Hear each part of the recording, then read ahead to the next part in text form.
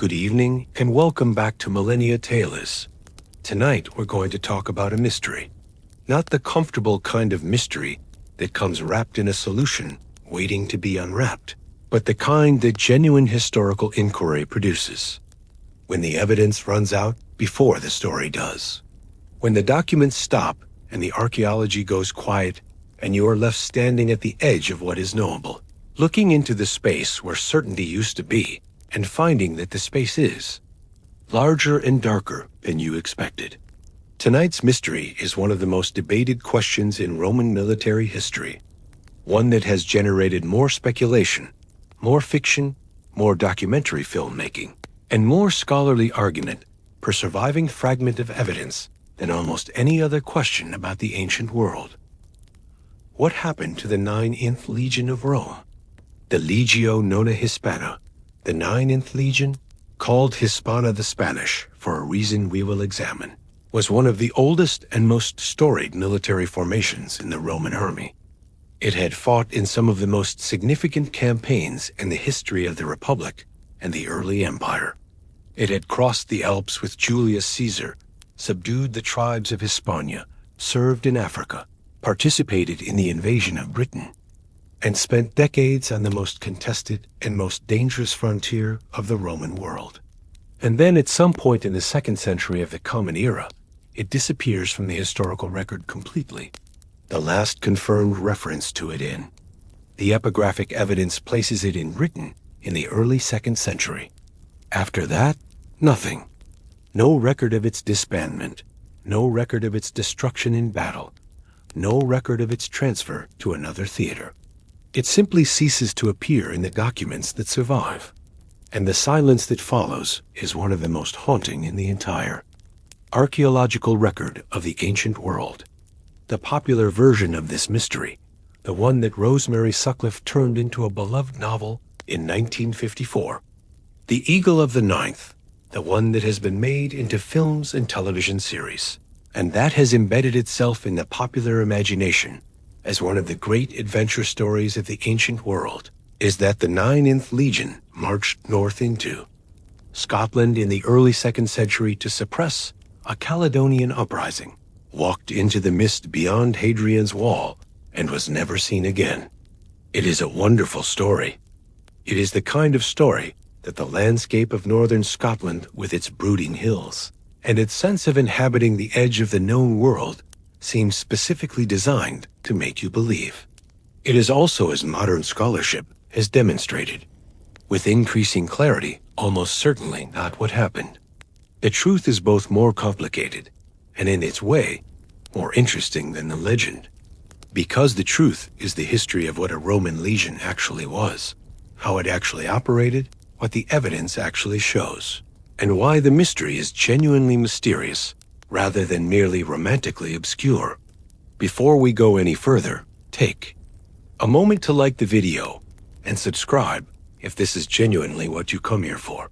And as always, I would love to know where in the world you're listening from tonight. Drop your city and your local time in the comments. Now, dim the lights, if you haven't already. Let the room soften. The fire is low and the mist is up. And let us go back a very long way back to understand what the 9th Legion actually was, before we can begin to understand what might have happened to it. A Roman legion was not in the way that modern military units tend to be a fixed and permanent thing with a continuous institutional identity. It was more like a living organism that could grow, shrink, divide, merge, be reconstituted after near total destruction, and still carry the same number, the same eagle standard, and the same institutional memory as the unit that had existed centuries before.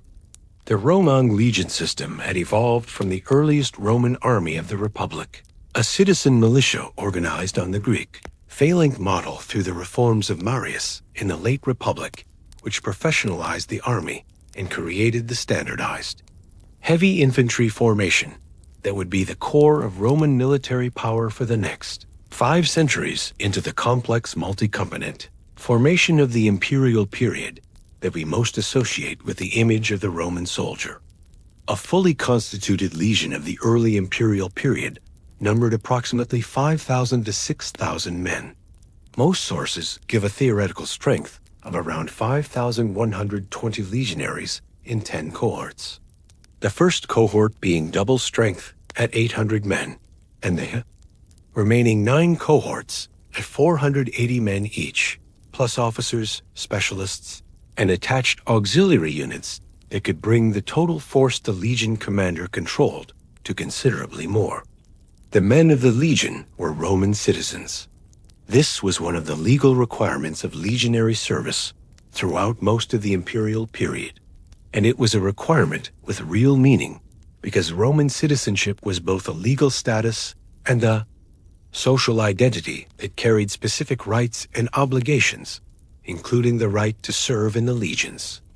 The auxiliary units that fought alongside the legions, cavalry, archers, slingers, light infantry specialists were typically drawn from provincial populations who did not hold citizenship, though citizenship was increasingly granted to auxiliaries, who completed their service, which was itself one of the mechanisms through which citizenship spread across the empire. The legion's internal organization reflected the specific tactical requirements of the heavy infantry battle that Roman military doctrine centered on. Each cohort was divided into 6 centuries of 80 men, each century commanded by a centurion. The professional officer class that was the real institutional spine of the Roman army.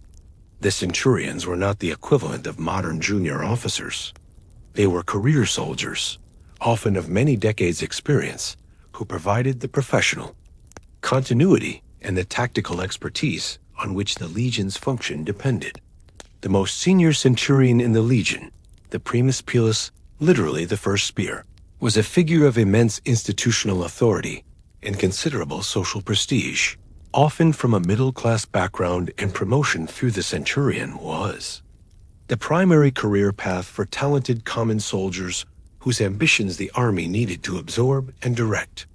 Above the centurions were the military tribunes, 6 per legion, mostly young men of the equestrian class, gaining their required military experience as part of the cursus norm, the sequence of public offices that formed a Roman aristocratic career. And at the top, the legate, the legion's commander, typically a senator serving his required military command before proceeding to higher political office. Before we discuss the eagle's symbolic weight, it is worth understanding the daily human reality of the institution that carried it. Because the 9th Legion was not primarily a symbol or a narrative device, but a community of several thousand human beings whose daily lives had a specific texture and routine that the institutional history tends to obscure. What did it actually mean to be a soldier of the 9th Hispana? The physical demands of legionary service began before any campaign and never fully ended. The Roman military training regime was systematic and unrelenting in ways that distinguished the professional imperial army from the citizen militia that had preceded it. New recruits, Turonis, as the training manuals called them, underwent months of basic training that included marching under full kit at the regulation pace of 20 Roman miles in 5 summer hours, swimming, jumping, running, weapons drill with oversized wooden practice swords and wicker shields, and the specific physical conditioning that the century's training program prescribed. The training manuals that survive, particularly the military treatise of Vanishes from the late 4th century, which describes training practices that were already old by his time, give a picture of a training regime whose sophistication and systematic character would not look entirely out of place in a modern professional military. The full kit that a marching legionary carried on campaign weighed approximately 45 Roman pounds, perhaps 30 to 40 modern kilograms, including weapons, armor, personal equipment, tools, and a portion of the unit's cooking equipment. The weapons were the standard equipment of the legionary infantry. The pilum, the heavy javelin whose weighted iron head was designed to bend on impact, so that it could not be thrown back, and so that it pulled down the shield of any enemy into whom it lodged. The gladius, the short stabbing sword of Spanish origin that was used in the close quarters fighting that followed the pilum throw, and the scudum, the large rectangular or semi-cylindrical shield that provided protection and served as an offensive weapon in the press of close combat. The lara segmentata, the articulated plate armor, it is the most immediately recognizable element of the popular image of a Roman soldier, was the equipment of the imperial period, an innovation of the 1st century CE that replaced the earlier mail armor and chainmail that legionaries had worn in the Republic and the early Empire. The food that sustained the legions was considerably more varied and considerably more carefully organized than the popular image of Roman soldiers eating. Nothing but iron rations might suggest. A staple was grain, typically wheat, either ground into flour and baked into bread or crushed and boiled into porridge, supplemented by legumes, vegetables, olive oil, and the sour wine that was the universal drink of the Roman military. The legionary diet was not luxurious by any standard, but it was nutritionally adequate for the physical demands of military service and the Roman military supply system. The Annona Militarius, the military provision system that extracted grain from the provinces and distributed it to the frontier legions, was one of the most sophisticated logistical operations of the ancient world. Legionaries also supplemented their diet through foraging, through the purchase of additional food from the settlers and merchants who followed every Roman army, and through the produce of the kitchen gardens that surrounded every permanent legionary fortress. Beer, rather than wine, was the drink of choice in Britain and Germany, where the vine did not grow, and where the local grain was readily available for brewing. The pay that legionaries received, the stipendium, the cash salary, it was one of the primary incentives for military service, had been set by Julius Caesar at 225 denarii per year for a common soldier, and had been increased by subsequent emperors to keep pace with inflation and to maintain the army's loyalty. From this pay, various deductions were made for food, equipment, burial club contributions, and other expenses, leaving a net amount that the soldier either spent in the markets and taverns that surrounded every fortress or deposited in the unit savings bank. The Roman military maintained a form of forced saving system in which part of every soldier's pay was retained by the unit until the soldier's discharge. The saving system was one of the mechanisms by which the Roman army tried to ensure that discharged veterans had sufficient resources to establish themselves as civilians rather than becoming destitute, and the lump sum that a soldier received on completion of his 25 years of service was one of the primary attractions of military life for men from poor backgrounds. The religious life of the legion was as organized and as institutionalized as every other aspect of its existence. A Roman army maintained a liturgical calendar, a schedule of religious ceremonies, sacrifices, and festivals that was observed throughout the empire by every unit, simultaneously creating a form of shared religious practice that reinforced the sense of belonging to the Roman military community across geographic distances. The calendar included celebrations of the birthdays of the divine emperors, festivals in honor of the major gods of the Roman pantheon, Jupiter, Mars, Minerva, and the others who were specifically associated with military virtue and success, and specific ceremonies tied to the unit's own history and its eagle. The eagle ceremony was the most sacred, the moment when the unit's identity as a community is the most directly expressed through the ritual veneration of the standard that embodied it. Beyond the official Roman religious calendar, the soldiers of the ninth would have maintained the personal and regional religious practices that men from diverse origins brought with them. The cult of Mithras, the mystery religion of Persian origin that spread through the Roman army with unusual speed and completeness, particularly in the 2nd and 3rd centuries, left physical evidence in the form of Mithria, the underground, cult rooms at several sites in Roman Britain. the worship of local British deities absorbed into Roman religious forms. The equation of the local water goddess Solis with Minerva at Bath, being the most famous example, was characteristic of the religious syncretism, through which the Roman army managed the diverse religious traditions of the provinces it occupied. An altar to Silovanus found at York, and associated with the 9th is a concrete physical connection between the legion and one of the most popular of the gods, who appealed to soldiers in the frontier provinces. The eagle, the Aquila, the golden eagle mounted on a standard that was carried by the Aquilifer, the standard bearer, was the most sacred object in the legion's possession, the focus of the cult and the ritual that bound the unit together as something more than a collection of individual soldiers. The loss of the eagle in battle was the greatest catastrophe that could befall a legion, worse in some ways than the deaths of individual soldiers, because the eagle was the legion in a symbolic sense that exceeded any particular roster of men. When Publius Quintilius Varus lost 3 legions, including their eagles, to Arminius in the Tutterberg forest in 09 CE, Augustus reportedly walked the corridors of his palace for months afterward, crying, "Vari, give me back my legions." Response not of a military commander lamenting casualties, but of a man who understood the symbolic destruction that the loss of the eagles represented. Conversely, the recovery of lost eagles from enemy hands was celebrated as a triumph of the First Order, and the eagles that were eventually recovered from the Germans after the Tutterberg disaster were treated with the ceremony appropriate too.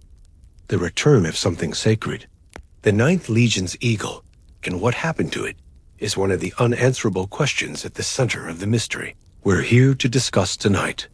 The origins of the 9th Legion are themselves somewhat obscure, as the origins of most Roman military formations tend to be because the Roman military record-keeping of the early Republic and even the late Republic was not the systematic documentation that the empire eventually produced, and the legions of the late Republic were raised, disbanded, and reconstituted with a frequency that makes continuous institutional identity difficult to trace.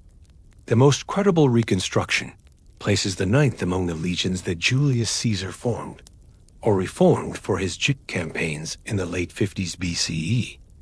The campaigns that produced the GIC Wars, one of the most extensively documented military operations in ancient history, because Caesar himself wrote about them in the 7 books of the Commentary de Belleg, with the precise, unemotional third-person style of a general, who was also a skilled propagandist, simultaneously narrating his achievements for a Roman audience and explaining his decisions to posterity.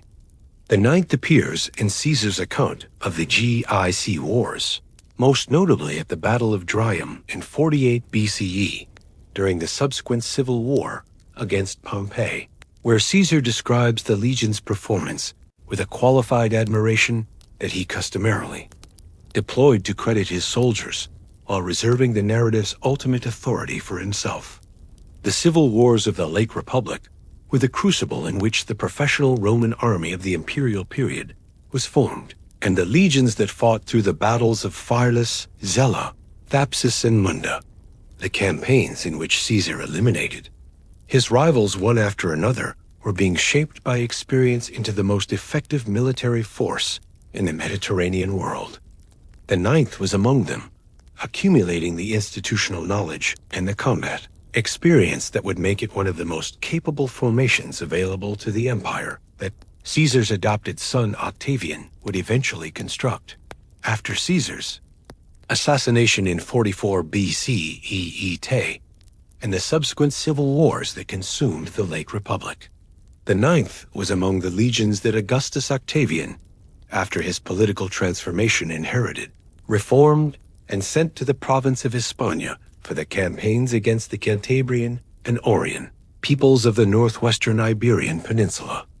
The Cantabrian Wars of 29 to 19 BCEC were the last major military campaigns in Hispania, completing the Roman conquest of the Iberian Peninsula that had begun more than 2 centuries earlier, and the 9th's participation in them gave it the cognomen Hispana, by which it would be known for the remainder of its existence.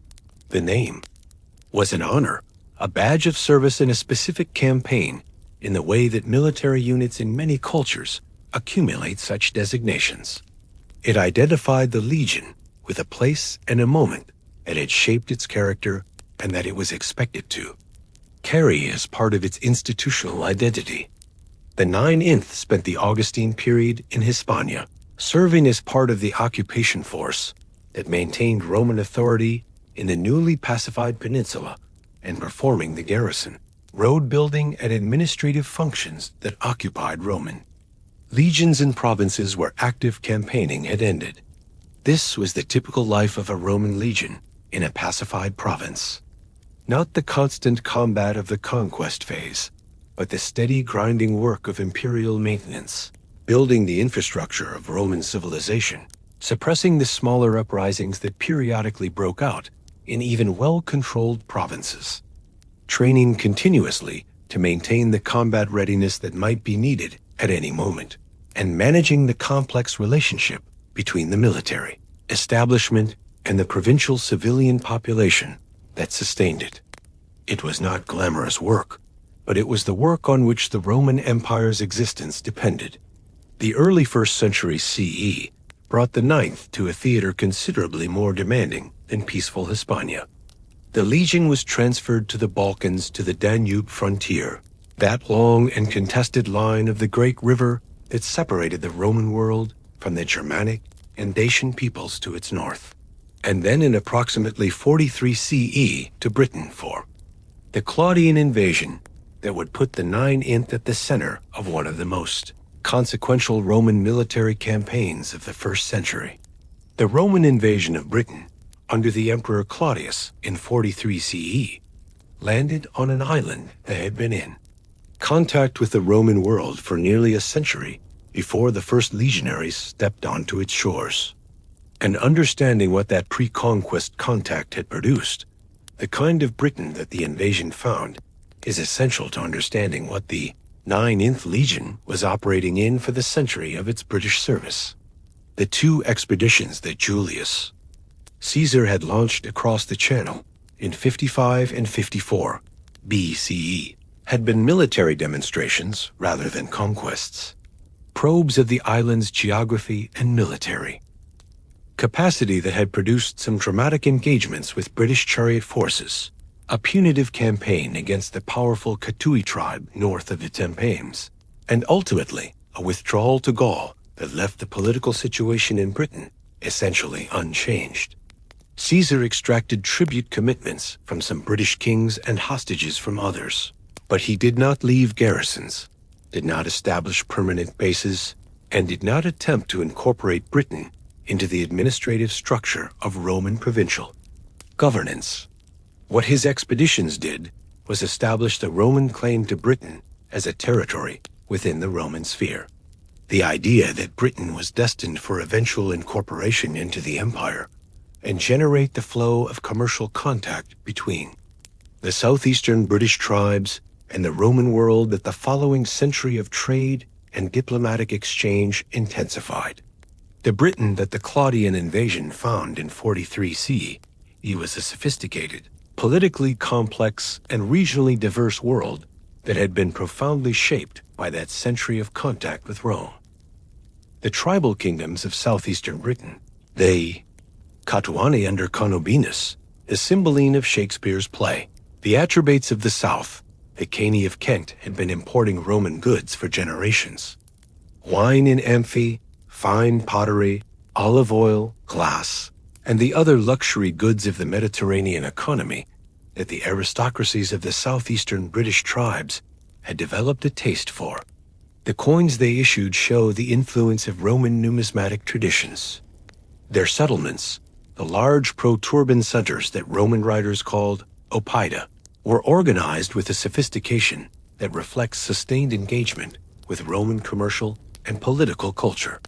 Some members of the British aristocracy had spent time in Rome, had received Roman educations, and had returned to Britain with the cultural capital that Roman connection provided.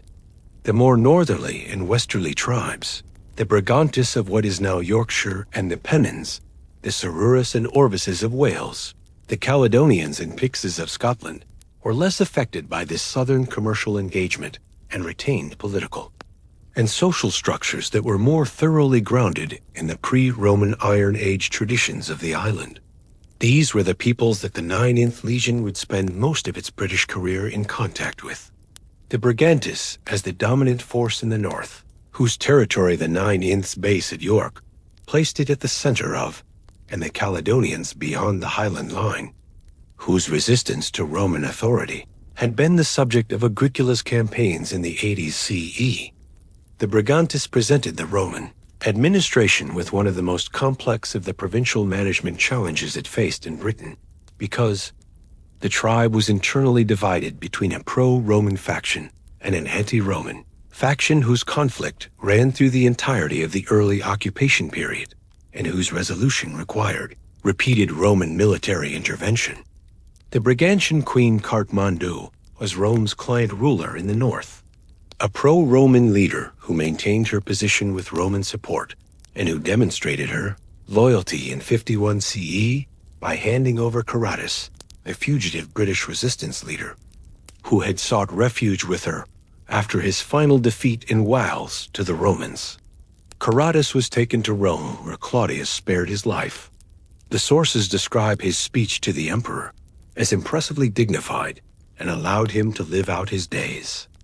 As a curiosity of the empire, Cartamandu's relationship with the Romans was the political framework within which the 9th operated in the north for much of the period before the Boudican Revolt. But the framework was unstable. Her divorce from her husband Vanishes, whom she replaced with his armor-bearer, Velocardus, a social and political scandal of the first order in the world of the northern British aristocracy, produced a civil war that required Roman military intervention on multiple occasions in the 50s and 60s. C.E. Vanishes, who was anti-Roman in his politics, eventually defeated Cartamandua with sufficient completeness to take control of the Brigantian kingdom, requiring Cartamandua to be rescued by Roman forces around 69 CE, during the year of the Four Emperors, when the Roman state's attention was most thoroughly absorbed by its own succession crisis after Cartamandua's rescue. Vanishes controlled the Brigantian territory, and the Roman administration had to treat the north as hostile country, which is the political context for the aggressive Flavian campaigns into the Brigantian heartland, and then into Scotland that the 9th would be involved in. The Roman invasion of Britain under the Emperor Claudius in 43 CE was the largest amphibious military operation Rome had conducted since the Augustine campaigns, and its political motivation had as much to do with Claudius's need for military prestige as with any specific strategic requirement. Claudius was an emperor whose ascent to power had been accidental. He had been proclaimed emperor by the Taurian Guard after the assassination of Caligula in 41 CE, a man who had spent his entire life being excluded from public life on grounds of physical disability and intellectual eccentricity, who was widely regarded as unsuitable for power, and who needed a military success to establish his legitimacy in ways that his unusual path to the throne had not provided. Britain, an island that Julius Caesar had twice invaded and twice failed to permanently occupy, that stood at the very edge of the known world in the Roman geographical imagination, and was associated with wealth in the form of grain, metal, and slaves, was the available opportunity. Claudius authorized the invasion and then sailed himself to Britain to be present for the formal submission of British kings, staying for 16 days before returning to Rome to celebrate a triumph that the Senate voted him with unusual enthusiasm. The actual military campaign was conducted by Claudius, the legate of the invasion force, with 4 legions that included the 9th Hispana. The invasion force landed on the Kent coast in the summer of 43 CE. The exact landing point is still debated by archaeologists, with Richborough in Kent being the traditional candidate and Fishbourne in west. Sussex and various other sites, also having scholarly advocates, and fought its way across the Thames against the forces of the British king, Caradocus, and his brother Togodumnus in a series of engagements along the Medway River and the Thames that are described in fragmentary and sometimes contradictory terms by the Greek historian and Cassius Dio, our primary narrative source for the invasion. The crossing of the Thames was the decisive military moment of the initial phase, and Cleotus held his position there until Claudius himself arrived with elephants, the ancient world's shock weapons, whose psychological effect on populations that had never seen them could be reliably counted on for the formal submission ceremony at Caledonia, modern Colchester.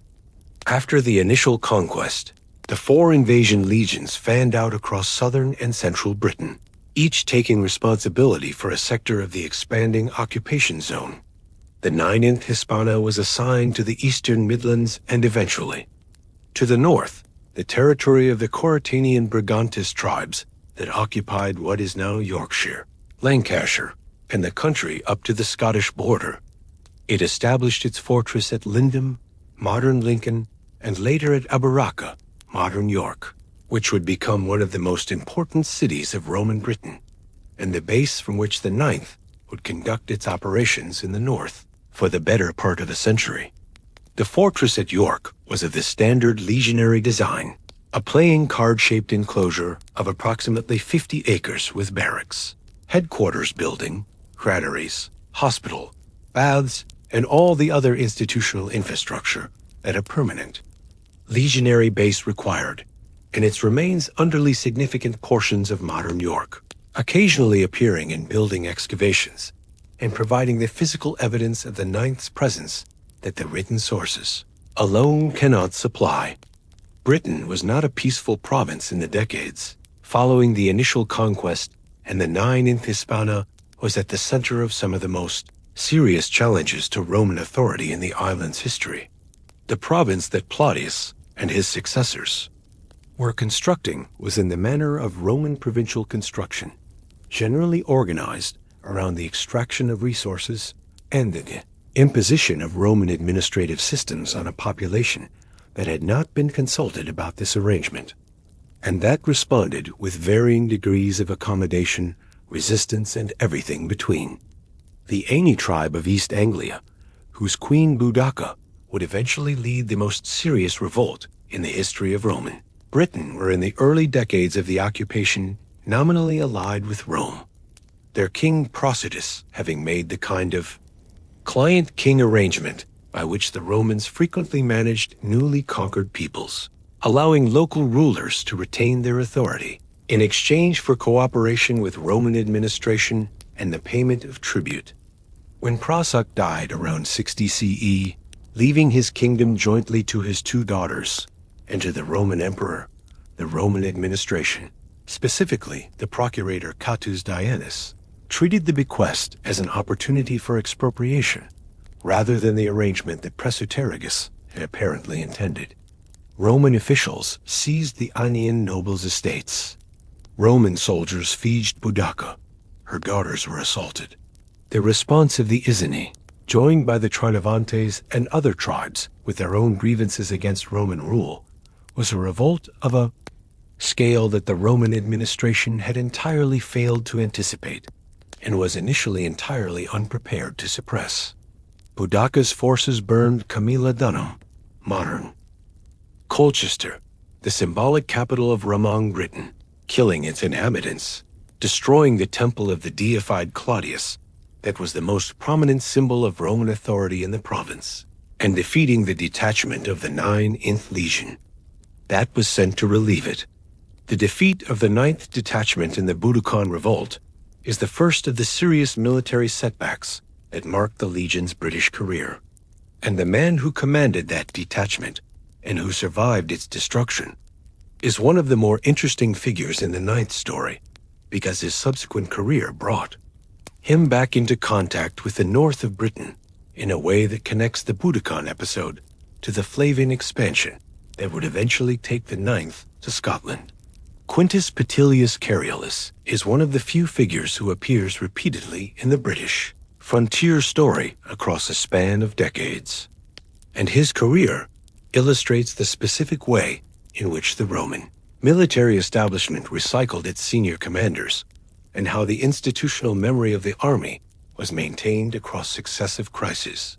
He commanded the 9th detachment that was destroyed, or more precisely, whose infantry were destroyed in the Boudican Revolt around 60 CE, escaping with the cavalry while his infantry were annihilated.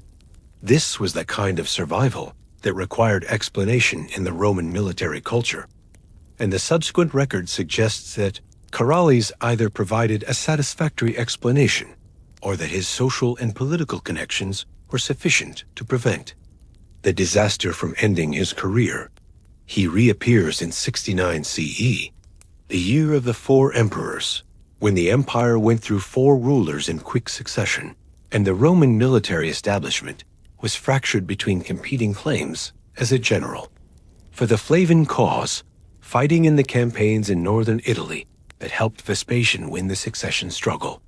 His subsequent career brought him back to Britain as governor in approximately 71 CE, now commanding the province where he had previously suffered his worst defeat, and the Flavian northern campaigns that the 9th was involved in under his governorship were in some sense a personal redemption. His return to the territory where the disaster had occurred now with the resources and the authority to do something definitive about the Agantian problem that the Boudican Revolt period had left unresolved. Cariolus' northern campaigns in Britain established Roman authority in Brigantian territory and pushed the frontier significantly northward. The capture of the Brigantian capital Stonic in Yorkshire, the advance into the Pennines, the establishment of the road and fort network that would eventually support Agria's further advance into Scotland were the products of his governorship. The 9th Legion was the primary instrument of these campaigns. Its base at York, placed at the geographic center of the new northern military zone, and the relationship between the 9th and the Brigantian territory was defined in this period in ways that would shape its service for the remainder of its time in Britain. And it is worth dwelling on because it illustrates both the scale of the Boudican crisis and the reality of what Roman military defeat in Britain could look like. The detachment, probably around 2,000 legionaries and some cavalry under the legislales, who would reappear in the 9th story later, was ambushed somewhere in the Midlands as it marched toward Colchester and was essentially destroyed. The infantry were killed almost to a man. Carroll's escaped with his cavalry. The legion as a whole survived. It was at its base at Lincoln, but the detachment's annihilation was a significant military disaster that contributed to the general crisis until the governor, Gaussonius Paulinus, could bring the main Roman force from Wales to the decisive confrontation that ended the revolt. The Boudican Revolt and its suppression left marks on Roman Britain that the subsequent administration spent decades working to erase. The revolt had demonstrated that the Roman conquest was not as complete as the administrative documents suggested, that the grievances of the provincial population were real and capable of generating organized violence on a scale that seriously threatened Roman authority, and that the specific forms of Roman exploitation, the debt collection, the tribute extraction, the expropriation of noble estates that the provincial administration practiced, had costs that could be catastrophic when they exceeded the population's tolerance. The post-Boudican administration of Britain, under the new governors, Petronius Tilianus and Tiberius Maximus, was deliberately more conciliatory, pulling back from the aggressive exploitation that had precipitated the revolt and attempting to build the kind of stable provincial order that Roman Britain eventually became in the later 1st and 2nd centuries. The 9th Legion's career in Britain through the Flavian period, the reigns of Vespasian, Titus, and Domitian, from 69 to 96 CE, was shaped by the continuing effort to push Roman authority northward and by the periodic need to respond to uprisings. and instability in the territories, already nominally under Roman control. The legion was involved in the Flavian advance into Scotland under Gnaeus Julius Agricola, a governor of Britain from 77 to 84 CE, whose campaigns are the most extensively documented of the Roman period in Britain, because his son-in-law was the historian Tacitus, who wrote a biography of Agrippa that provides the most detailed account we have of Roman military operations in northern Britain. Agricola's campaign in Scotland was the most ambitious Roman military operation in Britain since the initial conquest, and the account that Tacitus provides of it in the Agricola is both one of the most valuable and one of the most problematic sources for Roman military history in Britain. Valuable because it is the most extensive literary description of Roman operations in northern Britain. Problematic because its author was the subject's son-in-law and was writing with the explicit purpose of commemorating Agricola's achievements. In a political context where celebrating Agricola serves specific political purposes, Tacitus' relationship to his subject shapes the Agricola in ways that require careful reading. He was writing under Trajan after the death of the Emperor Domitian, whom Tacitus loathed, and whose recall of Agricola from Britain before he could complete his northern campaigns Tacitus presents as an act of envious suppression. The Agricola is partly a biography, partly a panegyric, partly a meditation on how a good man survives under tyrannical government, and partly a description of Roman Britain that is the most detailed literary account of the province in the 1st century CE. It is not primarily a military history in the technical sense, and Tacitus' descriptions of specific battles and campaigns, including the famous account of Mons Grappius, are written for literary and political effect rather than for the operational accuracy that a military historian would provide.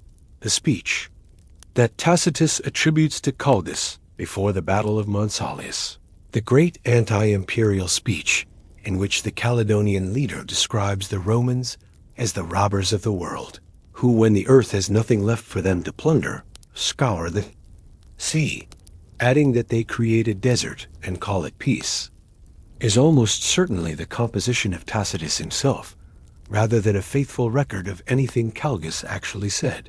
The speech contains some of the most powerful anti-imperial rhetoric in ancient literature, and it reads as the work of a Roman intellectual reflecting critically on the nature of Roman expansion, not as the indigenous voice of a Scottish chieftain filtered through centuries of transmission, but as rhetoric.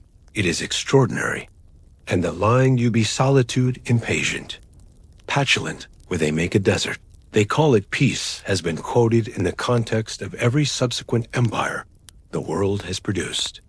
The specific location of the Battle of Mons Grappius, where Agria's forces defeated the combined Caledonian army in the campaign's climactic engagement, has been debated by historians and archaeologists for centuries, with candidates ranging from sites in Perth to Abedia, to the far northeast of Scotland.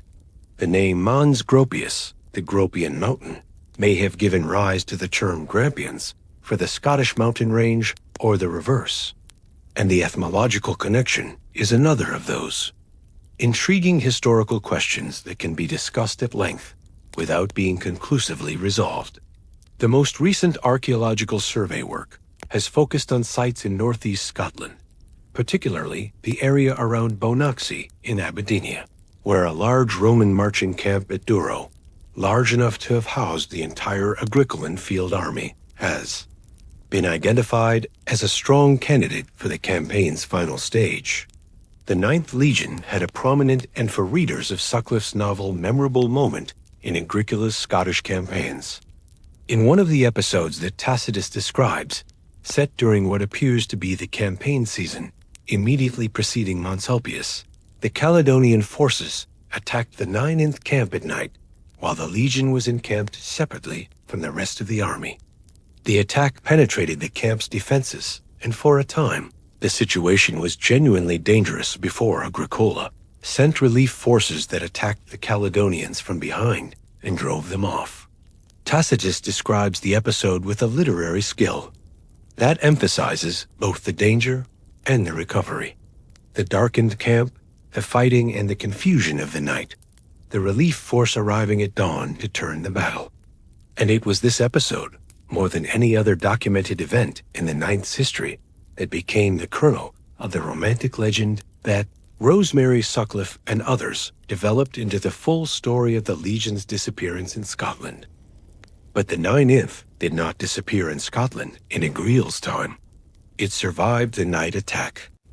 It fought at Mons Gropius. It returned south when Agricola's campaigns ended, as they did when Domitian recalled him, and eventually withdrew the forces that had been pushed to the Highland frontier. The classic Roman pattern of overextension, followed by consolidation. The 9th was still at York, still functioning, still leading the inscriptions and building records that are the primary evidence of its continued existence.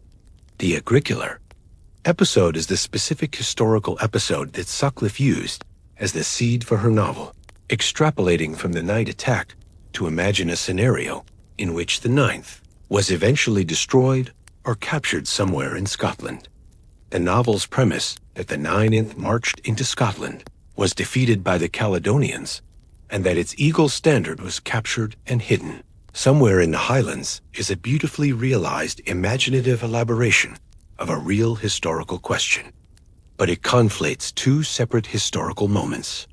The night attack during Agricola's campaigns in the 80 CE, when the 9th demonstrably survived, and the subsequent disappearance of the 9th from the record, sometime in the early 2nd century, which is the actual mystery. The conflation is what makes the Scotland theory so compelling as narrative and so problematic as history.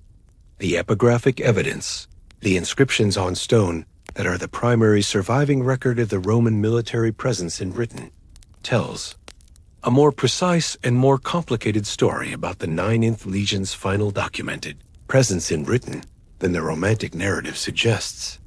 The last securely dated inscription attributing construction work to the 9th Hispano in Britain comes from York and dates to approximately 108 CE during the reign of the Emperor Tron. This inscription records the reconstruction of the fortresses, main gate and headquarters building in stone, the replacement of earlier timber construction with the permanent stone structures that indicate a unit's long-term commitment to a location. A unit that was about to march off to destruction in Scotland would not typically be investing in the stone reconstruction of its home base. There is a second inscription from around the same period that shows the 9th and Nijmegen in the Netherlands, the Roman military base at Novio Margus on the Rhine frontier. And this inscription is critical to the scholarly debate because it places the 9th outside Britain entirely at a point that overlaps with or follows the last British evidence. The Neiman tile stamps bearing the 9th's mark were identified in the late 20th century and have been the subject of considerable scholarly discussion because they suggest that at least a significant detachment of the 9th was serving on the Rhine frontier in the early 2nd century, which is not where the Scotland theory places the Legion at the time of its supposed annihilation. The question of what happened to the 9th after the early 2nd century is where the scholarly debate becomes most interesting and most unsettled, because the evidence that survives is fragmentary, enough to support several different reconstructions without definitively excluding any of them. The main possibilities that scholars have seriously considered are these. The 9th was destroyed in Britain in a military catastrophe that the surviving literary sources do not document clearly. The 9th was destroyed in one of the Eastern campaigns of the 2 North century, the Jewish Revolt of 132 to 135 CE under Bakba, or the Thean campaigns of the same period, or some other Eastern disaster. The 9th was disbanded, deliberately dissolved by the imperial administration for reasons that the surviving sources do not record, and its men distributed to other units, or some combination of these, with the Legion's strength reduced by 1 disaster, and then finished off or disbanded following another. The evidence that bears on these possibilities comes from several different types of source, each with its own limitations and its own value. The literary sources, the histories, the biographies, the administrative correspondence at the Roman world produced in substantial quantity are the most immediately readable, but the least complete for the specific question of the ninth's fate, because the Roman literary tradition was not primarily concerned with the institutional histories of individual legions, and because the periods when the ninth would have disappeared are periods for which the literary record is less complete than for either the earlier or the later empire. The epigraphic evidence, the inscriptions, is more reliable in what it specifically attests, but limited by the accidents of what has survived. Only a fraction of the inscriptions that were made in the Roman period have been found, and the ones that have been found reflect the accidents of geography, soil chemistry, later construction, and archaeological investigation, rather than a representative sample of everything that existed. The archaeological evidence of physical remains, the fortresses, the camps, the associated artifact assemblages, can tell us about patterns of occupation and abandonment, but cannot usually tell us why those patterns changed. What the literary sources do provide tantalizingly is a reference that suggests significant military trouble in Britain in the early years of Hadrian's reign, approximately 117 to 122 CE. The Historia Augusta, the late antique collection of imperial biographies, whose reliability on specific details is perpetually debated, says that when Hadrian came to power, the Britons could not be kept under Roman control, a phrase that implies either a major revolt or military defeat, or some combination of serious difficulties on the British frontier.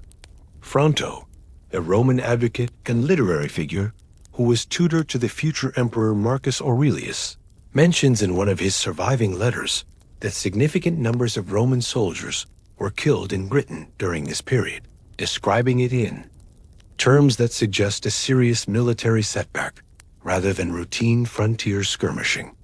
These references are frustratingly vague about the specific military events they allude to, but together they suggest that something went significantly wrong in Britain in the years around 117 to 122 CE, exactly the period when the ninth disappears from the British epigraphic record, and when Hadrian decided to build a wall across northern England that bears his name.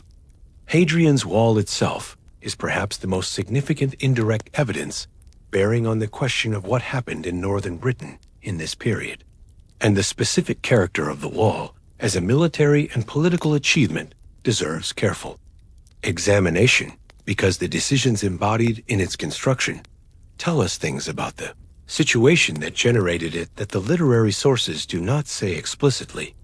The decision to build a permanent fixed frontier across northern Britain was not, by the standards of Roman strategic thinking in the early 2nd century, an obvious one. The dominant tradition of Roman frontier management in the 1st and early 2nd centuries had been one of relatively fluid frontier zones, controlled through a combination of client kingdoms, military roads, and forts, and the periodic display of military force, rather than the fixed linear barriers that Hadrian's Wall represents. The earlier frontier system in Britain had consisted of a road, the standard running from Carralele to Corbridge, with forts along its length, and a network of watchtowers and smaller posts that allowed communication and response across the frontier zone. This system was flexible in ways that a stone wall is not, and the decision to replace it with a permanent stone structure of unprecedented scale reflected a specific judgment about the situation in the north that the Stanget system was no longer adequate to manage. The engineering of Hadrian's Wall reflects a sophisticated understanding of military architecture and frontier control that went well beyond simply building a line of stone across the landscape. The combination of the wall itself, the ditch on its northern face, the vallum on its southern face, and the fort system along its length created a multi-layered, controlled, zone that managed movement across the frontier rather than simply preventing it. The gates in the mile castles could be opened to allow passage north and south under controlled conditions. And the actual military function of the wall was probably as much about regulation and taxation of cross-frontier movement as about military defense in the conventional sense. Walls do not stop armies. The Romans knew this perfectly well, and the wall was never designed to stop a full-scale Caledonian invasion. It was designed to control the kind of small-scale raiding, unauthorized movement, and political disruption that the northern frontier had apparently been experiencing. What had the northern frontier been experiencing in the years before the wall's construction? The literary sources, as we have noted, are frustratingly vague, but the combination of Fonto's reference to Roman casualties in Britain under Hadrian and the archaeological evidence for significant military construction in the period 117 to 122 CE suggests that the situation was serious. Some archaeologists have pointed to evidence of destruction at several northern forts in this period. Evidence of burning, of abandonment, of the kind of physical disruption that hostile action produces. In the archaeological record, the evidence is not uniform, and its interpretation is contested. But the suggestion is that the years between Trajan's death in 117 and the beginning of wall construction around 122 CE saw serious military activity on the northern frontier. Activity serious enough to require not just military response, but a fundamental rethinking of the frontier management strategy. It is in this context that the question of what happened to the ninth is most usefully placed. Whatever occurred in the north of Britain in those years, and something did occur, something that the sources describe in terms that indicate real military difficulty. The 9th Legion was the unit that had been based at York and responsible for the northern sector of British frontier defense. The coincidence of the 9th disappearance with the period of military crisis in the north is the strongest argument for the Britain hypothesis, even in the absence of the specific physical evidence that would confirm it in this period.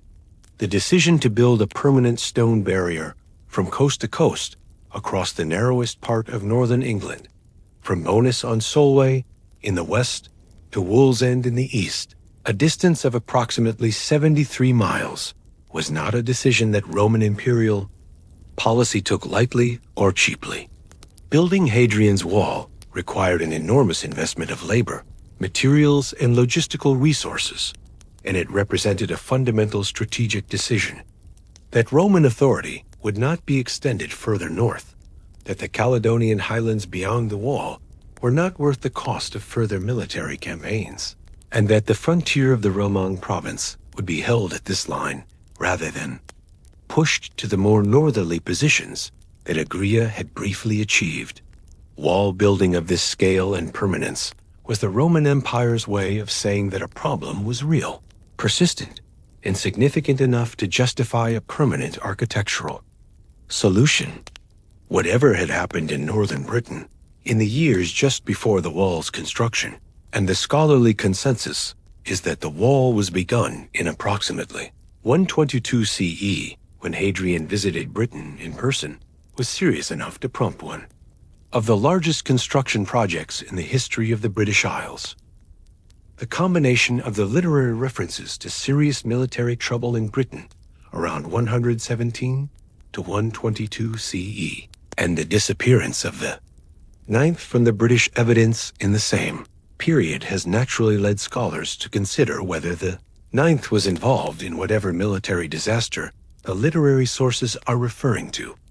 The difficulty is that the literary sources are not specific enough about the events to allow confident reconstruction of what happened, and the archaeological evidence for a catastrophic military defeat of a Roman legion somewhere in northern Britain has not materialized, despite extensive survey and excavation. The mass grave, the destroyed weapons cache, the burned fort, the physical signatures of a military catastrophe that the archaeological record should show if the 9th was annihilated in Britain have not been found. This absence is not conclusive. The northern British landscape has not been uniformly surveyed to the standard it would reliably detect all the physical evidence of a major Roman military disaster, and the specific circumstances of such a disaster, the location, the season, the subsequent behavior of the victors would determine whether the evidence was the kind that survives in the ground for 2,000 years. But the absence is a real consideration for historians trying to evaluate the Scotland theory, and it contributes to the growing scholarly tendency to look elsewhere for the ninth's fate. The Eastern alternative, the possibility that the ninth was destroyed not in Britain, but in one of the military disasters of the East, in the 2 North century, gains its plausibility from the specific character of the crisis that accompanied the transition. From Trajan to Hadrian in 117 CE. An understanding that transition requires understanding what Trajan had been doing with the Roman army in the preceding decade. Trajan's reign from 98 to 117 CE was defined by military expansion on a scale that the Roman Empire had not seen since Augustus, and that ran in 2 main directions. The Dene Wars that resulted in the creation of the province of Dacia across the Yasha, Danube, the wars commemorated on Trajan's column in Rome, whose spiral of carved reliefs remains one of the most detailed visual records of Roman military operations in existence, and the Parthian War that was the great Eastern project of his final years. The Dene Wars fought in 2 campaigns in 101 to 102 and 105 to 106. CE were conventional campaigns in the sense that they were conducted against a specific kingdom, with a specific capital, culminating in the capture of Symes Atissa, the Dene capital, and the suicide of the Dene king Dibilus. The silver and gold of Dian mines that the conquest opened poured into the Roman treasury in quantities that funded the construction program and the grain, distributions that made Trajan one of the most popular emperors of the 2nd century. The Parthian War was more ambitious and ultimately less successful. Beginning in 114 CE, Trajan launched the largest Roman military operation since Augustus, aiming at the permanent conquest of the Parthian Empire, the great Iranian-based power that had been Rome's eastern rival for 2 centuries, and that controlled Mesopotamia and the trade routes to the further east. By 116 CE, Trajan had captured the Parthian capital. Ctesiphon had reached the Persian Gulf and had organized the new provinces of Armenia, Mesopotamia, and Assyria. He was briefly the Roman emperor with the greatest territorial extent in the thence empire's history. Then everything fell apart simultaneously. The eastern provinces erupted in the Great Jewish Revolt of 115 to 117 CE, the Kidos War named for Lucius Quietus, the general Trajan tasked with its suppression. The Jewish diaspora communities of Egypt, Cyprus, Cyrene, and Mesopotamia rose in coordinated uprisings that were characterized by violence on a scale that shocked even the Roman sources, which were not known for particular sympathy to the provincial perspective. The Cyrenaic revolt was particularly severe, resulting in the deaths of enormous numbers of non-Jewish inhabitants of the province and the destruction of the city of Cyrene itself. Egypt was seriously destabilized. Cyprus was, according to the sources, depopulated of non-Jewish inhabitants. The Roman response required military forces from multiple provinces and resulted in mass killings of Jewish populations across the affected regions that the Talmudic tradition preserves in the category of catastrophic persecution. While the Jewish revolts were consuming military resources in the east, Parthia counter-attacked. The newly created provinces of Mesopotamia and Assyria were abandoned almost immediately. The populations were unwilling to accept Roman rule, and the Parthian military pressure was sufficient to make holding them impossible without resources that the simultaneous Jewish revolts had absorbed. Trajan himself, whose health had been deteriorating throughout the eastern campaigns, died in August 117 CE at Selinus in Cilicia, while returning westward to deal with the multiple crises that his eastern adventure had produced. He left his successor Hadrian, an empire that was strategically extended beyond what could be securely held, militarily exhausted from a decade of intensive campaigning and dealing with serious revolts or instabilities on multiple frontiers simultaneously.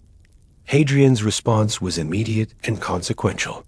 He abandoned the eastern conquests, accepting a Parthian settlement that restored the pre-Tron borders, suppressed the ongoing revolts with whatever military forces were available, and began the systematic reorganization of the empire's frontier defenses. That Hadrian's Wall represents the most famous expression of this reorganization. The decision that the empire's frontiers should be fixed, defended, and held rather than continuously lie advanced was one of the most significant strategic decisions in Roman history, and it was made in the specific context of the crisis of 117 CE and the recognition that the previous century of expansion had produced an empire that was strategically overextended. It is in this context, the crisis of 117 CE, the multiple simultaneous emergencies across multiple frontiers, the need for military units to be shuffled rapidly between theaters, and the specific military disasters that the period generated, that the disappearance of the 9th Legion falls. The timing could not be more precise or more suggestive. The 9th disappears from the record, exactly as the empire enters the most serious crisis it had faced since the year of the 4 emperors in 69 CE, whether the 9th was among the casualties of that crisis in Britain, in the East, or somewhere else entirely, is the question that the evidence cannot answer. In the 2nd century has gained significant scholarly support in recent decades, and the evidence for it deserves careful examination. The Parthian War of 114 to 117 CE, which Tron launched, and which included the deepest Roman penetration into Parthian territory since Cassus had been defeated at Curry in 53 BCE. CE was followed by a massive Parthian counteroffensive and a general uprising in the eastern provinces that killed enormous numbers of Roman soldiers and required Hadrian, who succeeded Trajan in 117 CE, to abandon most of what Trajan had gained.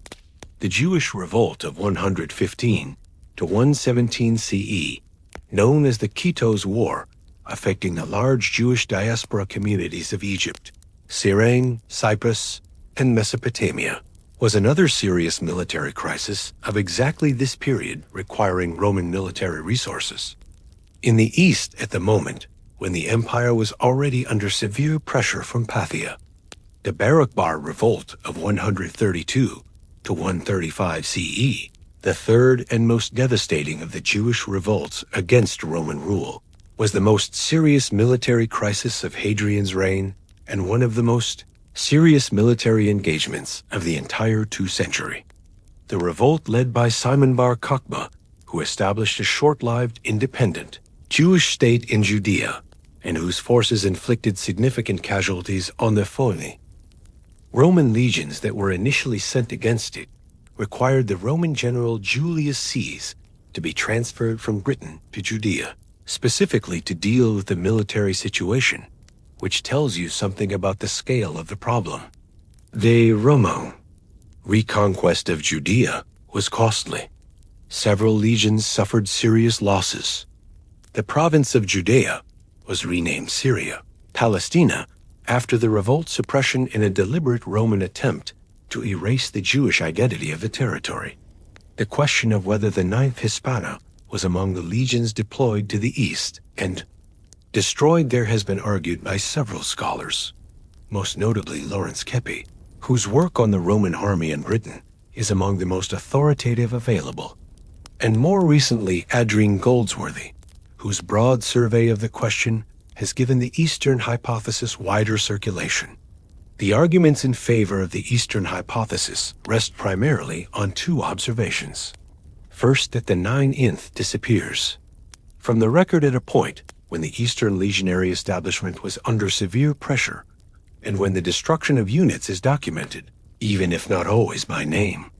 And second, that the silence of the British sources after approximately 108 CE, combined with the knee evidence placing the Ninth on the Rhine, suggests that the legion may have left Britain before whatever happened to it, rather than having been destroyed on British soil. The arguments against the Eastern hypothesis rest on the absence of positive evidence. There is no inscription, no document, no clear literary reference that places the Ninth Hispana in the East, and the destruction of a unit as well established, as the 9INTH would normally generate. Some documentation in the administrative records that the Roman army produced in large quantities. The argument from silence cuts both ways.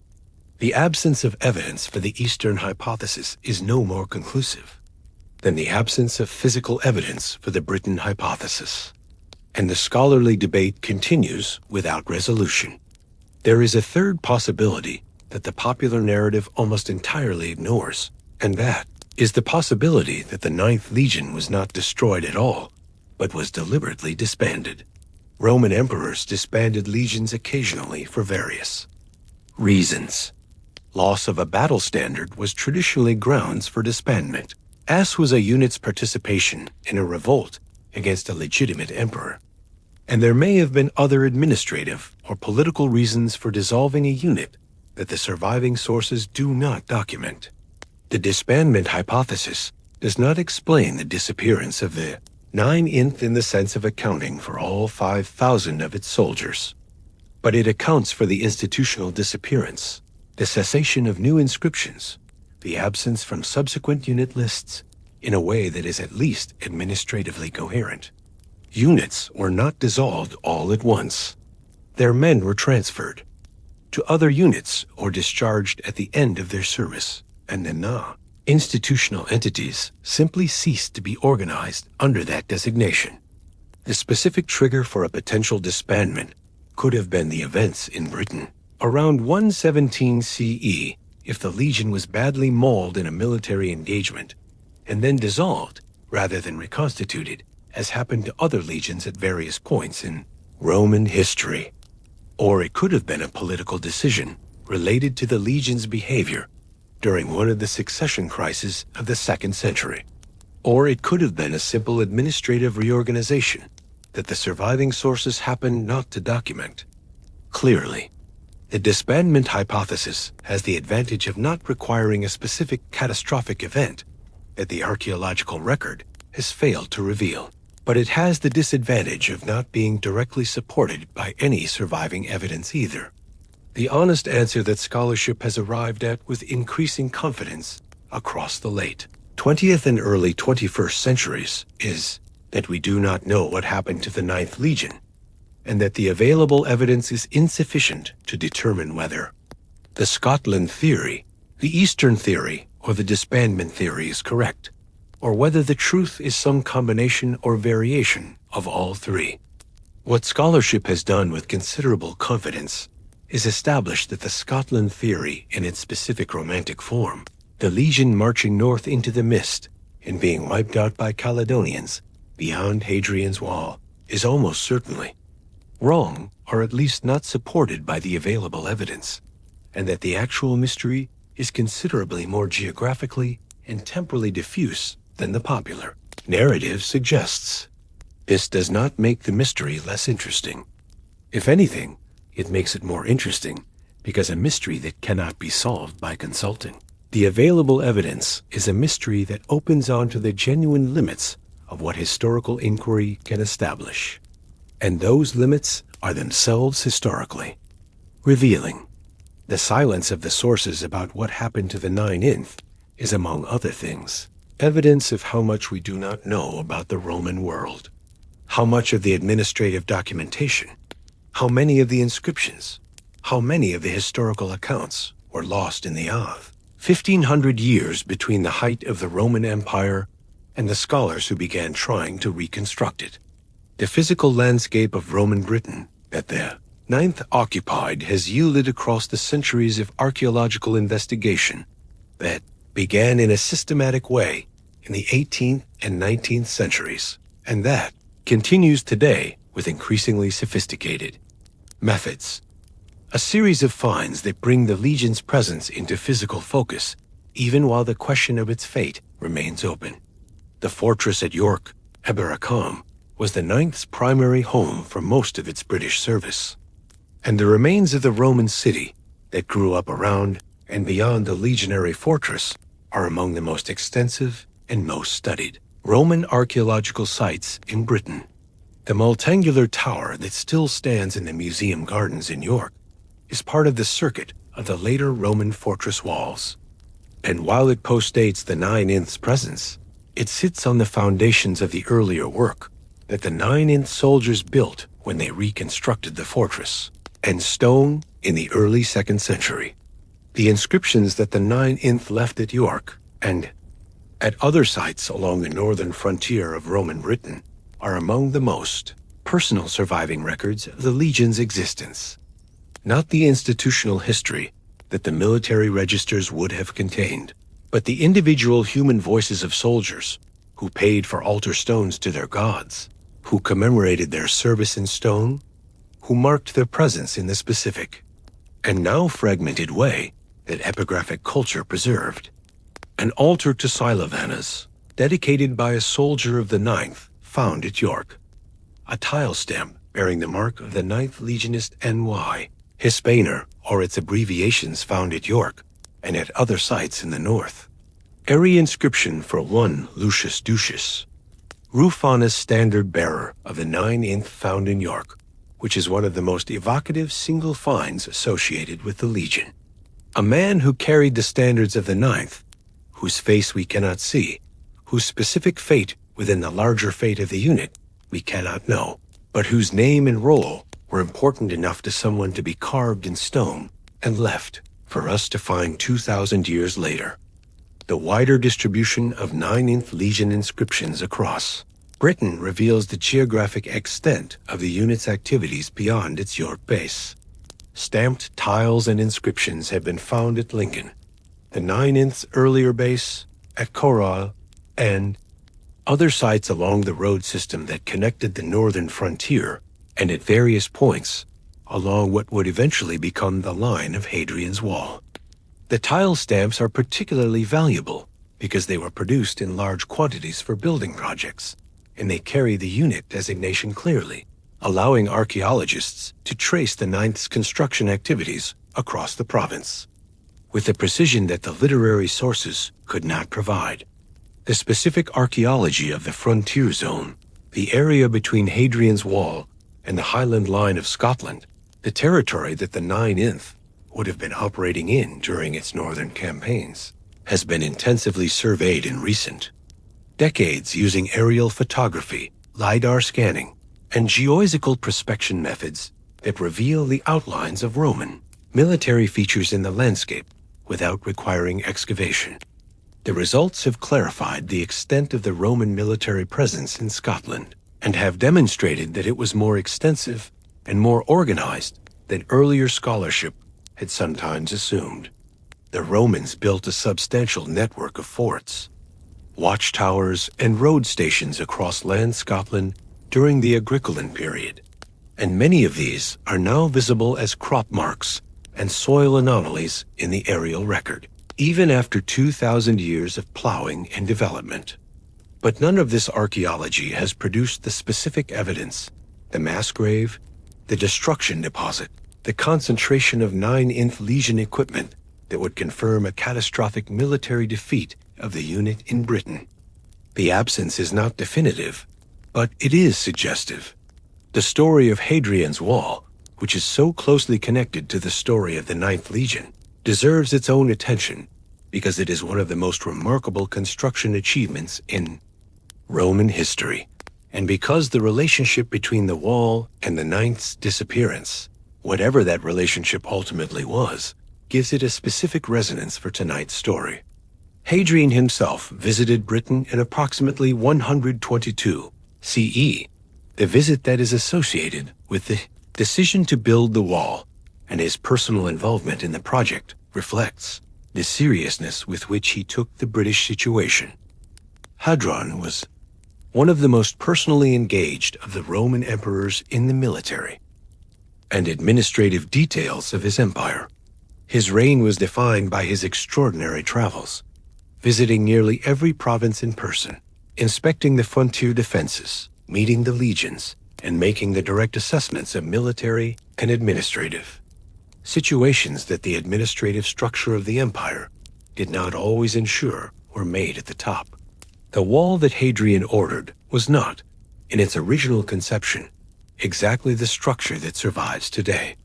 The original design specified a wall of turf in the western section and stone in the eastern section, approximately 10 Roman feet thick and at least 15 feet high, with a ditch in front of it on the northern side and a flat bottom ditch. The vallum behind it on the southern side that defined a military zone extending back from the wall itself. There were mile castles, small fortified gates through the wall at approximately 1 mile intervals, and turrets between them that provided observation posts and communication positions along the entire length of the frontier. The design was modified during construction, with the turf section eventually rebuilt in stone and the thickness of the stone sections reduced from the original 10 feet to approximately 8, and a series of full-scale forts was added to the wall itself. At Chester's House Burdiswild and several other positions that gave it a permanent garrison capability rather than the system of rapid response from rear forts that the original design had implied the 3 legions that built Hadrian's Wall. The 2nd Augusta from its base at Claudian in Wales, the 6th Victrix, which had recently arrived from the Rhine to replace the 9th at York, and the 20th Valeria Victrix from Chester, left their building records and inscriptions along the wall that allow archaeologists to determine which century of which legion built which section. The presence of the 6th Victrix at York, having apparently replaced the 9th at the 9th Legion's traditional northern base, is one of the pieces of evidence that suggests the 9th was gone from Britain before the wall's construction began, rather than having been destroyed in the events that preceded it. If the 9th had been destroyed in Britain around 117 to 122 CE, we might expect to see it involved in the wall's construction, or to see a clear reference to its replacement. Instead, we simply see the 6th Victrix in its place, as if the administrative substitution had already been completed by the time the wall project began. The 6th Victrix remained at York for the rest of the Roman period in Britain, for 3 centuries after the 9th's disappearance, and the fortress at York that the 9th had built became the 6th's home, whose later phases of construction overlay, and in many places replaced the 9th's earlier work.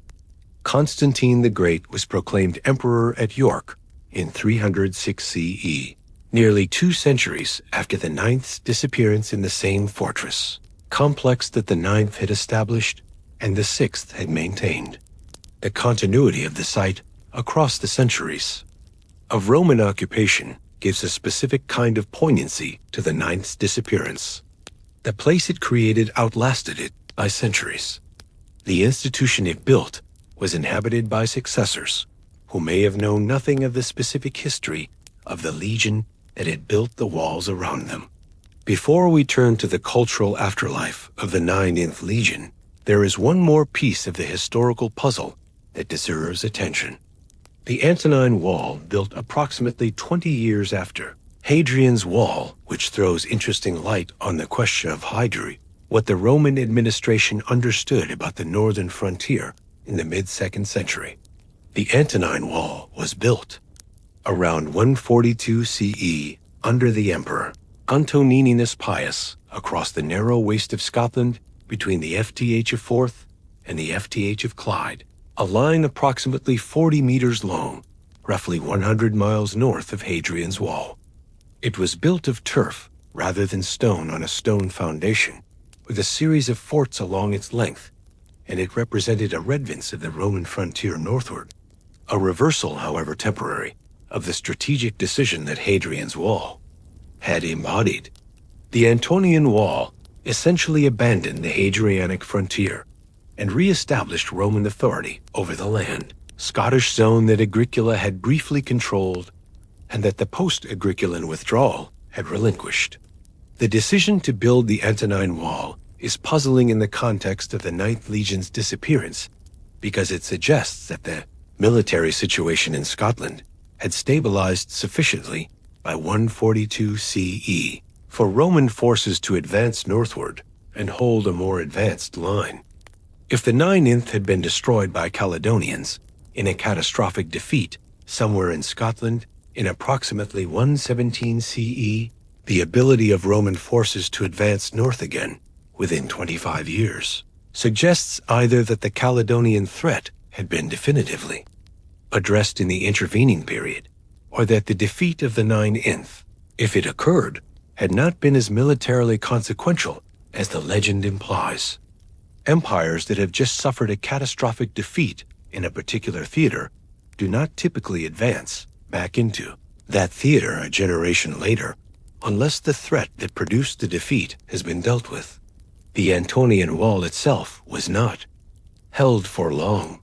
Archaeological evidence suggests that it was abandoned possibly twice, with a period of reoccupation between two withdrawals by the 160 CE, when Roman forces retreated to the Hadrianic line that would serve as the effective northern boundary of Roman Britain for the remainder of the occupation.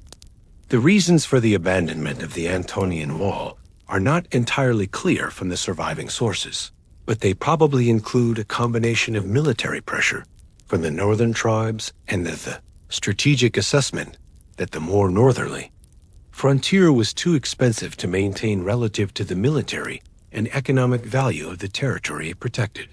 Hadrian's Wall, recommissioned as the primary frontier after the Antonine withdrawal, remained the effective northern boundary of Roman Britain until the Roman withdrawal from the island in the early 5th century.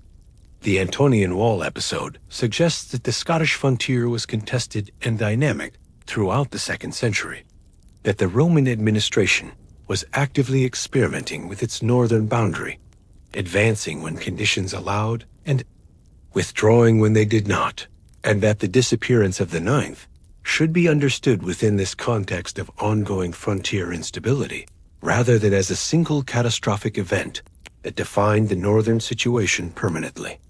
The cultural afterlife of the 9th Legion, the way in which the mystery of its fate has been elaborated, imagined, and reimagined by successive generations of writers, filmmakers, and storytellers, is itself a historical phenomenon worth taking seriously, because it tells us something about what the mystery means to people who are drawn to it, and why it continues to generate creative responses that the historical evidence alone cannot explain. Pain. Rosemary Sutcliffe's The Eagle of the 9th, published in 1954, is the most influential single work in the 9th Legion's cultural afterlife, and it is worth understanding what Sutcliffe did with the historical material and why it works so powerfully. Sutcliffe was writing for young adults, and she understood her audience's need for a story with a hero and a quest and a clear moral stakes that the historical mystery in its actual form did not provide. She invented Marcus Flavius Aquila, a young Roman officer whose father commanded the 9th when it disappeared, who travels north of the wall, disguised as a Greek oculist with his British slave Esther, to find the Eagle of the 9th and restore his family's honor. The novel is beautifully written. Sutcliffe's prose style combines historical specificity with emotional directness in ways that make the Roman world feel genuinely inhabited rather than merely reconstructed. And the specific quality of her imagining of Roman Britain, north of the wall, the landscape, and the people, and the specific texture of a world at the edge of what Rome could control, is one of the great achievements of British historical fiction. What Sutcliffe did for the mystery was to give it a shape and a resolution that the historical evidence does not provide. She said the 9th went north, was defeated, and the eagle was hidden among the apidi of the Scottish Highlands, and she resolved the uncertainty by an act of imaginative closure. The resolution she provided was fictional, but it was so well imagined and so satisfying as narrative that it became for generations of readers the framework through which they approached the historical question, which is one of the ways that good historical fiction both serves and complicates the understanding of its subjects. The 2011 film The Eagle, based on Sutcliffe's novel, extended the story's cultural reach, while also demonstrating the specific challenges of translating the novel's particular virtues to the screen. The film Scotland, shot in the Scottish Highlands, and in Hungary, with a landscape that emphasizes the wildness and the remoteness of the territory beyond the wall, captures something of the geographical imagination that drives the story. Even if the historical scholarship of the intervening 60 years between Sutcliffe's novel and the film's production had substantially complicated the question of whether the Scotland setting was historically appropriate.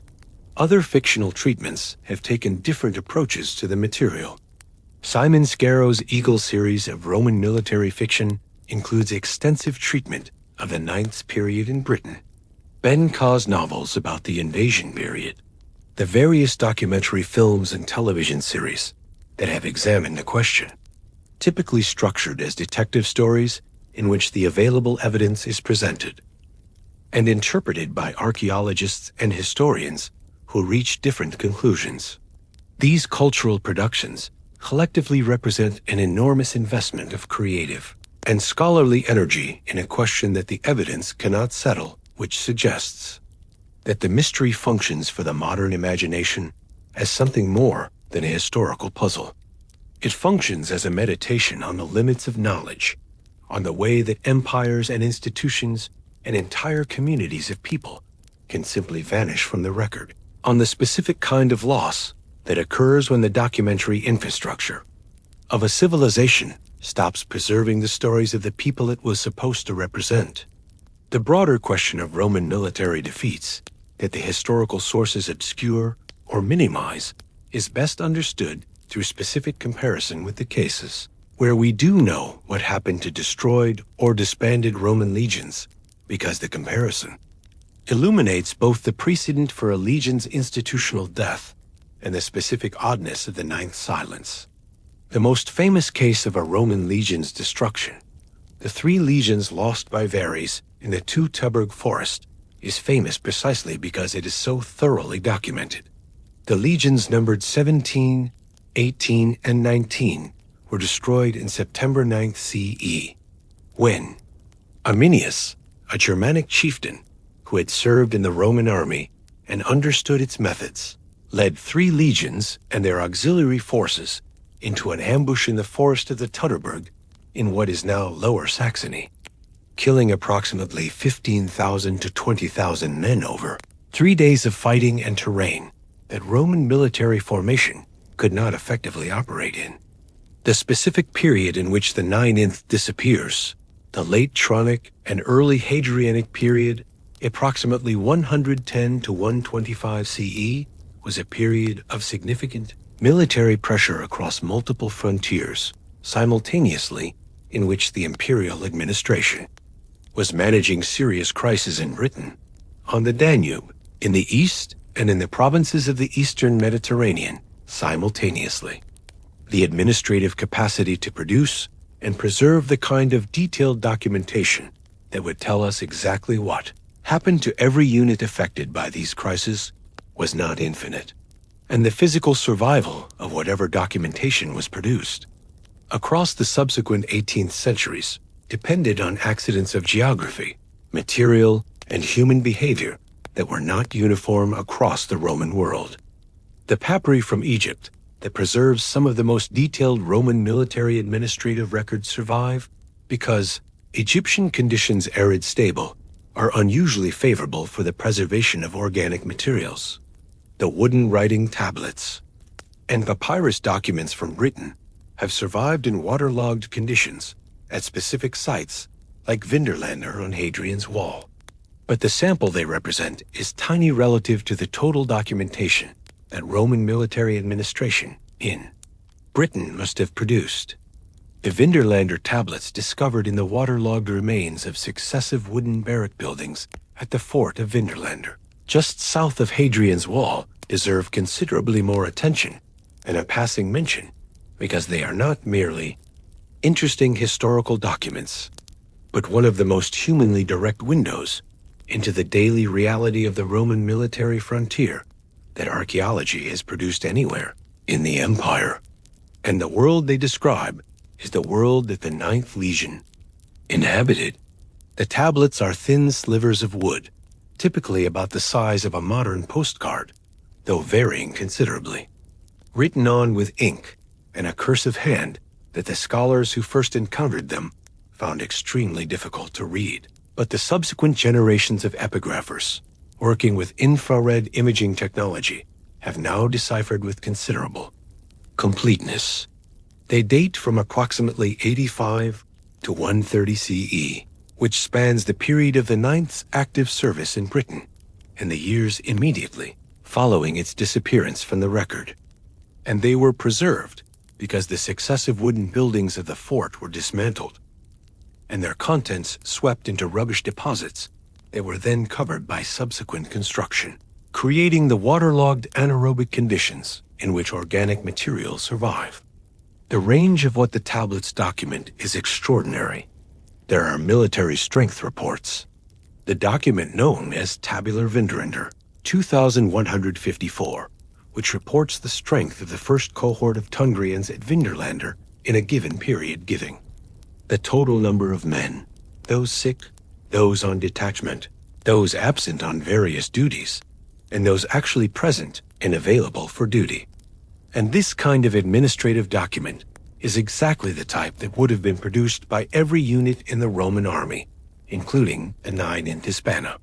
The numbers in the Tungrian strength report tell a specific and somewhat sobering story. Of the unit's nominal strength of 752 men, only 265 were actually present at the fort on the date in question, the rest being detached to various duties across the region. This pattern of dispersal of a unit's strength being spread across multiple locations for multiple purposes, rather than concentrated at its home base, is characteristic of Roman military administration generally, and is relevant to thinking about how the Ninth might have been deployed in its final period. There are letters between officers, communications that range from requests for more beer to discussions of military intelligence to the invitation from Claudia C. to Sulpicia Lepidina. That represents the oldest known letter written in Latin by a woman. The beer request, one officer writing to ask for more supplies of Celtic beer for his unit, is one of the tablets that most directly challenges the image of the Roman army as a purely Mediterranean institution because it reflects the specific adaptations that legions and auxiliaries made to the specific environment of the northern frontier. Wine, the standard drink of the Romang Mediterranean, was an expensive import in Britain. Beer brewed from local grain was what the soldiers of the north actually drank, and the administrative machinery that supplied the army accommodated this reality with the same pragmatic efficiency that had accommodated every other practical requirement of frontier service. There are lists of goods, shoes, socks, underpants, hunting nets, a cloak, spices that give a specific and intimate sense of what soldiers on the British frontier needed and requested from home and from their supply networks. The mention of underpants is always noted with some pleasure by lecturers who want to make the point that Roman soldiers wore something under their kilts, a question that has generated more popular curiosity than the evidence warrants. But the broader point of these lists is that they reveal a material culture of the frontier that was considerably more varied and more domestically comfortable than the military image of the legionary suggests. Men who were requesting hunting, nets and spices were not living in the austere barracks of military imagination, but in something more like the life of a permanent community with normal domestic requirements. Just south of Hadrian's Wall, and representing perhaps the most extraordinary single find in the archaeology of Roman Britain, give a vivid sense of the administrative texture of Roman military life on the British frontier. They include strength, reports, supply requisitions, correspondence between officers, personal letters from soldiers to their families, and vice versa, and the famous birthday party invitation from Claudius to Sulpicia Lepidina, the oldest surviving document written in Latin by a woman, and one of the most unexpectedly intimate finds in all of Roman archaeology. The Vinderlander tablets date to the late 1st and early 2nd century, exactly the period when the 9th was still active in Britain. And while they do not directly mention the 9th, they relate to the garrison of Vinderlander itself, which was an auxiliary unit. They provide the atmospheric context for understanding what British frontier life was like in the 9th's time. The question of what happened to the 9th Legion is in the end a question about the limits of what historical inquiry can establish. But before we inhabit those limits, it is worth acknowledging one more dimension of the physical record that the 9th left in Britain, the road system and fort network of the northern frontier that represents the most lasting material contribution of any Roman legion to the landscape it occupied. The Roman roads of northern Britain. Man Street running north from London through Lincoln, the 9th's earlier base to York. Deer Street running north from York through the Pennines into Scotland. The Stangart and the various lateral roads that connected the frontier forts were built, in significant part by legionary labor, and the 9th's long tenure at York placed it at the operational center of the northern road network. Roman roads were not merely military infrastructure, though military mobility was their primary purpose. They were also the arteries of the provincial economy, the routes along which goods, messages, and people moved with a speed and reliability that the pre-Roman road system of trackways and river crossings could not provide. The road from York south to Lincoln and on to London connected the northern frontier to the economic heart of the province, and the road from York north toward the Scottish border connected the legionary base to the forward positions where the 9th detachments operated, the forts that the road network connected at Oldborough, the Sererium Brigantum, the administrative capital of the Brigantian territory at Catterick, at Piercebridge, at Binchester, and Greta Bridge were built and garrisoned, and maintained during the 9th's time in the north. And the archaeological record of their construction phases shows the imprint of the legionary construction teams that the 9th provided. Road building and fort construction were not incidental activities for a Roman legion. They were a primary function, the means by which the army projected Roman authority across a territory, and made that authority permanent rather than merely demonstrated by occasional military presence. The roads and forts that the 9th built in the north of Britain outlasted the 9th itself by centuries. The physical infrastructure of Roman authority, maintained by the 6th Victric and the other units that inherited the 9th's northern role. The road system also reveals something important about the operational pattern of the 9th service. The constant dispersal of detachments across the frontier zone, the specific demands of frontier maintenance that spread a legion's manpower across dozens of small posts rather than concentrating it at its home base. On units as dispersed as a frontier legion would have been extremely vulnerable to a coordinated large-scale attack at a moment of imperial distraction, which is precisely what the years around 117 C.P. provided. If the 9th was the unit responsible for the northern sector of British frontier defense, and if the northern sector was the scene of the serious military trouble that the literary sources allude to in the early Hadrianic period, then the 9th's dispersal across the frontier zone could have made it impossible to concentrate sufficient force to respond effectively to whatever the threat was, and about what we do with those limits when we encounter them. The evidence that survives is insufficient to resolve the mystery, and the probability that new evidence sufficient to resolve it will emerge is uncertain, but not negligible. Archaeological discovery is genuinely unpredictable, and the British soil and the soils of the eastern Mediterranean have not yet yielded everything they contain. But it is also possible that the mystery will remain unresolved indefinitely, that the specific document or inscription or physical deposit that would answer the question simply does not survive, and that the Ninth Legion's fate will remain in the space between what the evidence shows and what happened. This is not a comfortable conclusion for people who want mysteries to resolve. It is, however, an honest one, and there is something important in sitting with the honesty rather than reaching for the satisfying resolution that the evidence does not provide. The genuine mystery is more interesting than the solved one, because the genuine mystery forces you to inhabit the limits of the knowable, to feel directly and specifically what it means that the Roman Empire has been gone for 1,500 years, that most of its documents are lost, that the specific human beings whose decisions and experiences made up the daily life of the Ninth Legion are in most cases entirely unknown to us. Lucius Ducius Rufinus, the standard-bearer whose eerie inscription survives at York, is one of the most specific individual humans we can name from the Ninth's long history. Most of his colleagues left no trace. Their lives were real. Their service was real. Their deaths or retirements or disbandments were real events in the world, and they are silent. What the mystery of the Ninth Legion gives us beyond the specific historical questions it raises is a lesson in the nature of historical knowledge itself.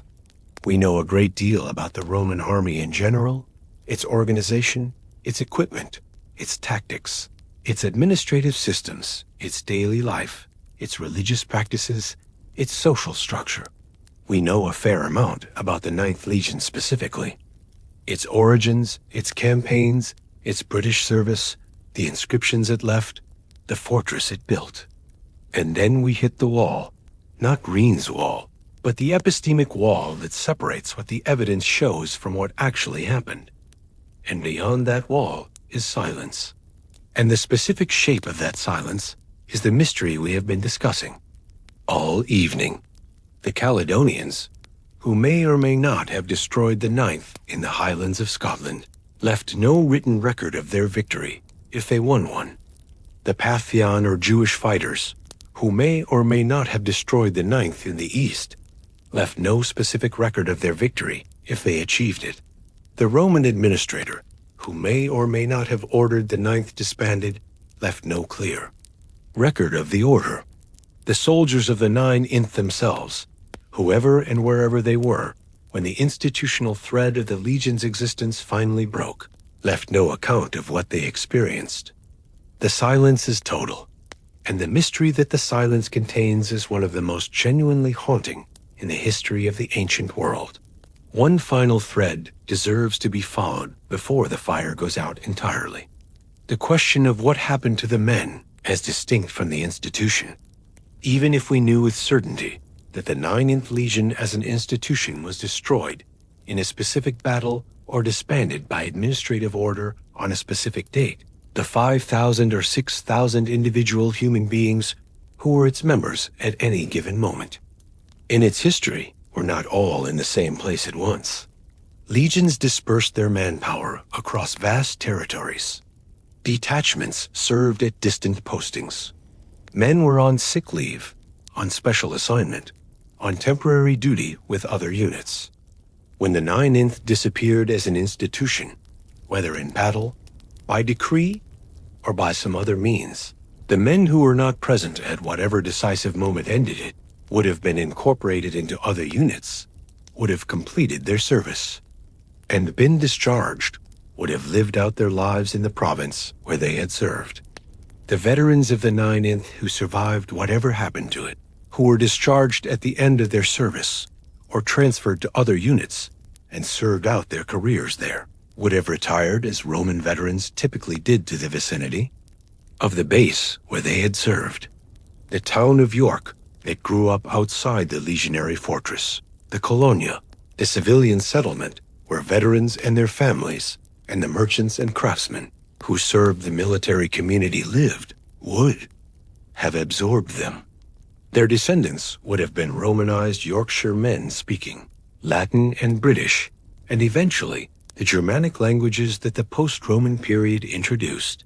leaving no trace of the specific institutional identity that had defined their fathers or grandfathers' working lives. The Ninth Legion dissolved ultimately, not only into the silence of the historical record, but into the population of the city that would carry its physical legacy in its underground for 2,000 years. The night has settled in fully now, and the fire that the 9th Legion soldiers kept burning in the long northern winters of Roman Britain has been out for a very long time. The fortress at York is underground. The walls of the barrack blocks, dissolved into the soil of a modern city that has no awareness of what it is built on top of. Though occasionally, when a building foundation is dug in the right part of York, a Roman stone appears, and for a moment, the 9th is visible again, briefly and partially before the concrete goes in and covers it over. Hadrian's wall is still, there or most of it, running across the most dramatic landscape in northern England. The windsill, the volcanic escarpment, it gives the central section of the wall its spectacular clifftop position, with the view north towards Scotland stretching for miles in clear weather. Walking the wall in the autumn, when the light is low and the grass has gone golden, and the wind is up from the north, is one of those experiences of the physical past that the written record cannot quite replicate. The sense that the men who built this were addressing a specific problem that the landscape itself poses. That the wall runs along this ridge, because this ridge is where you can see the furthest, and be seen the least from the country beyond. The problem the wall was built to address still feels present in the landscape, even though the people who built it and the people they built it against are equally gone, somewhere north of the wall, or somewhere in the dust of the eastern Mediterranean, or somewhere in the administrative records that did not survive. The 9th Legion story ended. The specific men, their names and their faces and their particular deaths or retirements or transfers to other units are lost. The eagle that they carried, the gold standard that was the most sacred object in their possession that they carried, from Hispania to the Danube to Britain, and wherever they went after Britain is lost to or has not been found, which at the distance of 2,000 years amounts to the same thing. What remains is the question, and the question is one of the good ones, the kind that stays open because the evidence genuinely does not close it, the kind that the human imagination is drawn to, not because it promises an answer, but because the asking of it brings you into contact with something real.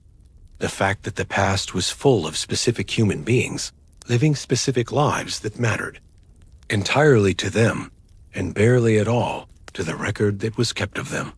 The soldiers of the 9th Legion marched through the world and left their tile stamps in the mud, and their altars too, silent vanas on the roadside, and their re-inscriptions in the stone of a city that would eventually bury them, and then they were gone. And the mystery of where and how they were gone is the shape that their presence left in the silence. Let that settle around you now. The wall is dark, and the north beyond it is dark, and the question is still open the way good questions always are. The eagle is somewhere. The men are somewhere. The story is somewhere in the evidence that did not survive. And the silence where it should be is the most. Interesting silence in Roman history. Rest easy.